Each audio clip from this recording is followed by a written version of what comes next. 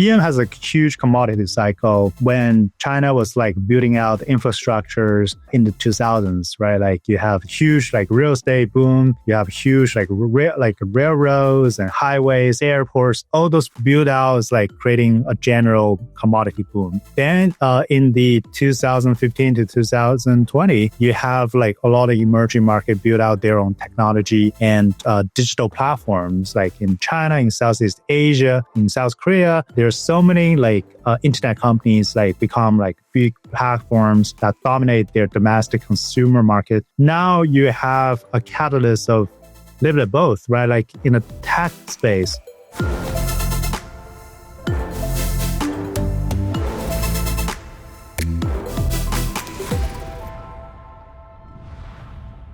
So it's my birthday, and this year I'm celebrating by giving a special gift away to one of you. And to officially wish a happy my birthday to you, I've packed this tote with a few surprises from our signature Few Crew merch portfolio. And it's not just random merch. Inside, you'll find some items that really quietly signal you know exactly what you're doing in these markets. And the tote, well, it won't hedge your portfolio, but it will make you look smarter than anyone pretending they know what risk on means at the grocery store. If you want it, here's what you need to do. Follow Lead Leg Report on X. Follow Mela_Schaefer on X. Subscribe to Lead Leg Media on YouTube and like and share this video. Only one person gets the tote, but since everyone gets our content, it's really a happy my birthday to all of you. I'm your host, Melanie Schaefer. Welcome to Lead Leg Live. Today, we're talking emerging markets, the dollar, and where AI exposure is really coming from right now, especially as U.S. leadership stays narrow and investors start looking harder at diversification.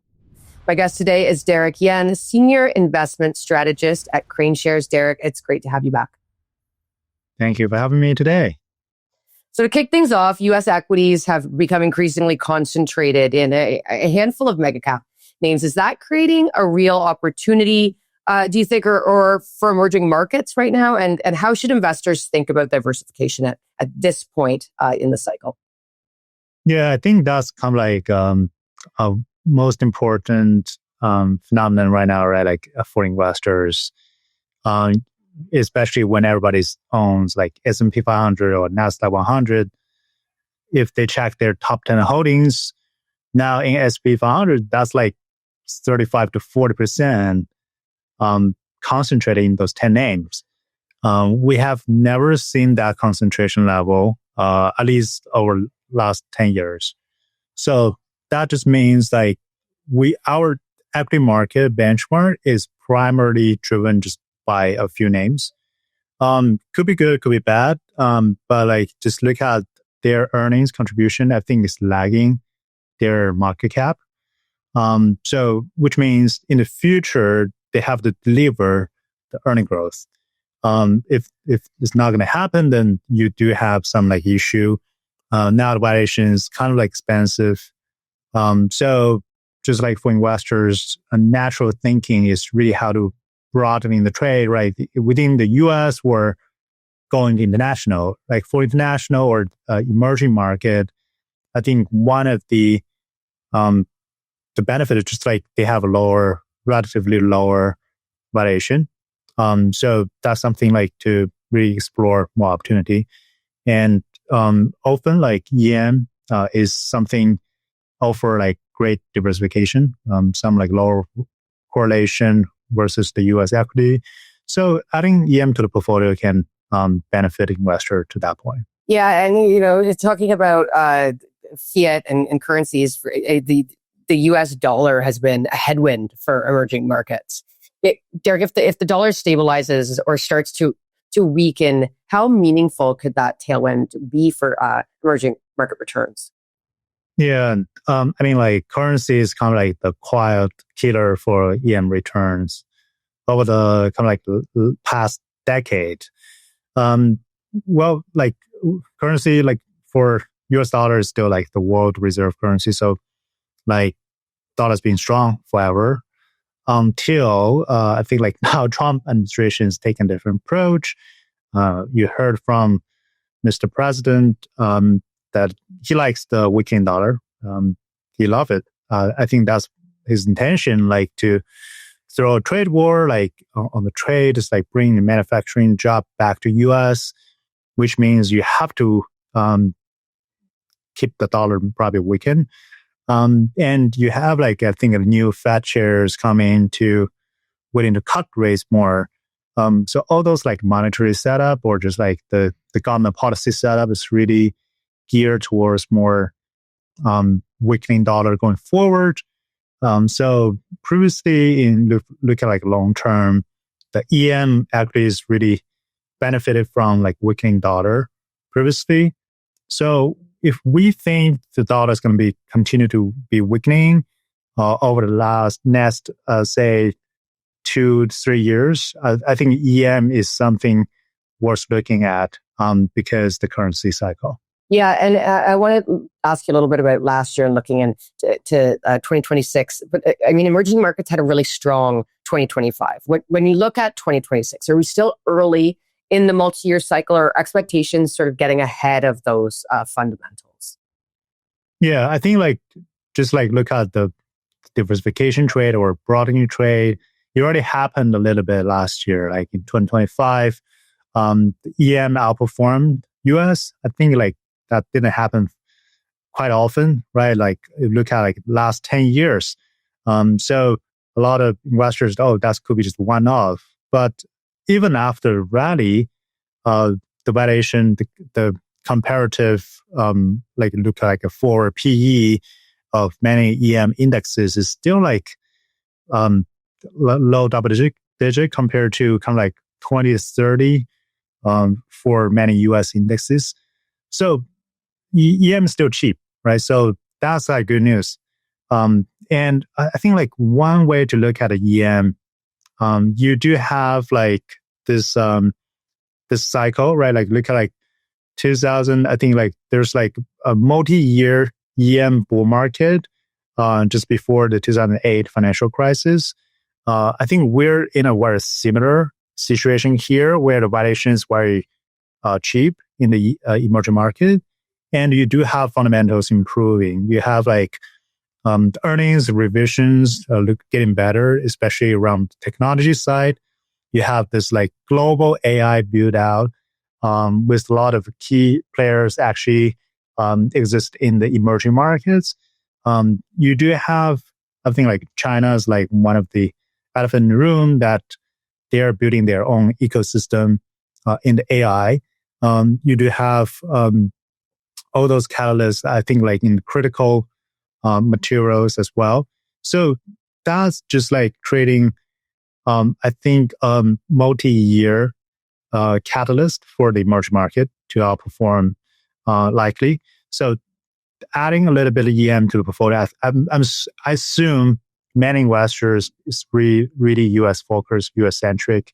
They don't even bother go international, but I think that's been right for 10 years. So that's a long time. But like to really think strategically for the portfolio construction, adding international and EM, especially I think like geared towards like more specific flavor of EM is very important for investor this year. Right, and there's obviously a connection between commodity exports and tech. But there's rotation that goes back and forth. In today's setup, which side looks more durable to you and why?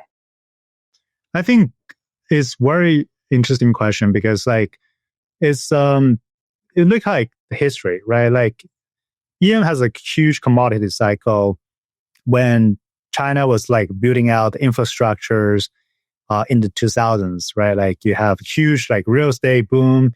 You have huge like railroads and highways, airports, all those build outs like creating a general commodity boom. Then in the 2015 to 2020, you have like a lot of emerging market build out their own technology and digital platforms like in China, in Southeast Asia, in South Korea. There's so many like internet companies like become like big platforms that dominate their domestic consumer market.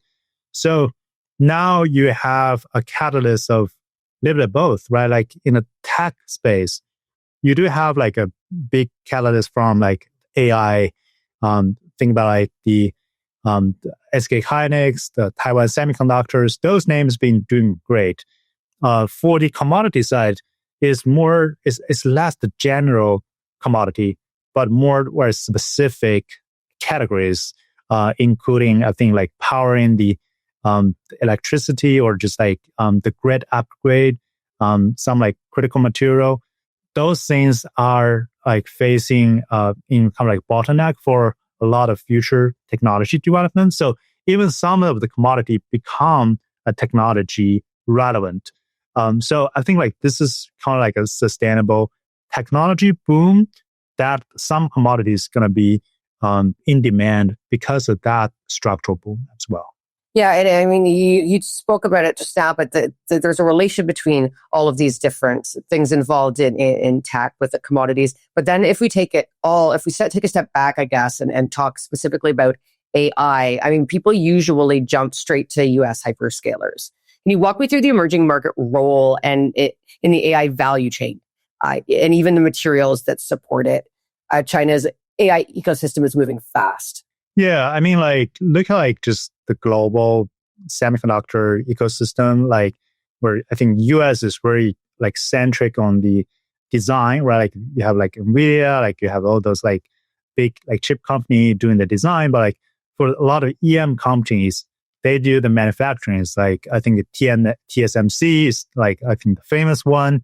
Their chip manufacturing capability is way beyond the rest of the world, right? So I think they have a very critical packaging like technology called Cobos. Like they're like I think those technologies really give them an edge, just being kind of like monopoly in the chip manufacturing side. Where now like China is catching up in a lot of those chip manufacturing. They're building their own chip manufacturers. So that's kind of like an ecosystem in Asia. Then on some of the semi part, right, especially on memory side, we talk about the HBM, which is critical for database in the US because the bottleneck is really the memory chips.